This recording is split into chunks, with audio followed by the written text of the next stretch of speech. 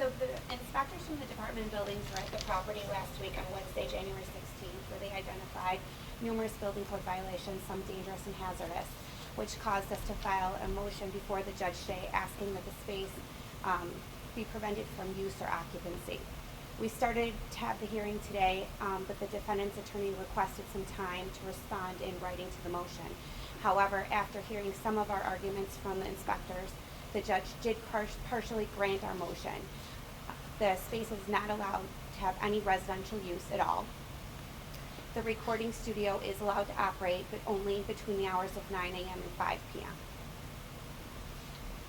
Can you tell us what were some of the most egregious violations that the inspectors found, in your opinion, at least?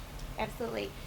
One of the biggest concerns was the entire recording studio was built out with any plans or permits issued, which means that we have no way of knowing what's behind the walls. But when we were out there, the inspectors did identify the work to be a little less than the quality we would expect.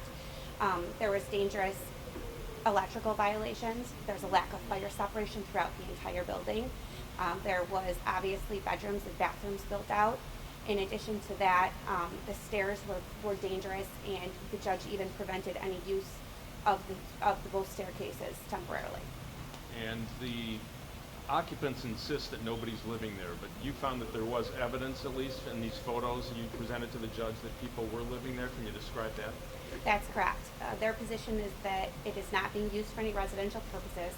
However, when we were out there last week, we did find bedrooms with bathrooms. Inside the bathrooms, there was evidence of toiletries, robes, and it appeared that people were living in the property. Even the judge commented on that.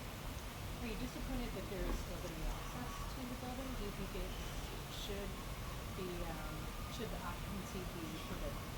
I think that that's our initial goal. We'd like to see how things turn out. We're happy that the space is only going to be used between the hours of 9 a.m. to 5 p.m. However, we are concerned if the recording studio was built out properly, and that's what we're still going to find out. There was a list of items that they were ordered to abate. They will also have to hire an architect and structural engineer to show the work that has been done. So eventually we'll get to where we need to be. When you say they, do you mean the tenants or the owners? Both parties, tenants and owners. How does the city enforce identify occupancy and like padlock on the door? How's this work? No, it's just a court order. And again, I mean, all of these concerns, all of the things that we found during the inspection, concerns about occupancy, why is this an issue? Why is this a concern? Why are we concerned about occupancy? Because the building was not built out properly. We have no evidence of how it was constructed. As far as the city knows, it's an empty warehouse. But after going inside, you realize it's not an empty warehouse. It's actually a recording studio with residential space upstairs. There's no plans to suggest how this was built out. There hasn't been one inspection by a city inspector to verify if the work was done properly.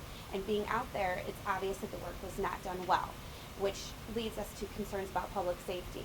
If a fire breaks out without lack of fire separation, the entire warehouse can go up. Was the build-out done in the years when Kelly began occupying it, or was it done long before that? Do you know? We don't know that. Do you know who's responsible for building it out without a violation? No, we don't know that. The city got involved when the case was originally filed last week, and then our inspectors were out there for the first time on the 16th. If we would have been called when they were doing the work originally, then we could verify, but our inspectors were not out there to verify any of the work. So we have no idea who was doing it because they didn't submit the plans that were required to do it. Can they go ahead and make these repairs without permits? It was a little confusing as to how you left that. Can they go in this afternoon and start doing some of the repairs on the stairs and things like that? The way the judge left the order is they can abate some of the serious conditions, removing the debris, blocking off the stairs. But as far as anything structural, they will need an architect or structural engineer to supply those plans to the city. And you had wanted no occupancy at all while this was underway, right? That's correct. What the city had asked for? That's correct. The city's position was the building should not be occupied until we know what we're dealing with, until the proper plans have been submitted and we can review them and inspectors can go out and determine what's behind the walls. Well, the building's for sale. What if the buyer comes to it? What happens then? They'll have to buy it as is. Yeah. It doesn't, yeah. The city's position, it doesn't matter who owns it or occupies it. We want it safe for whoever plans to use that space. And it's February, go ahead, Lee. Have you since gotten any other calls from 911 or any other information from outside sources? Not that I'm aware of.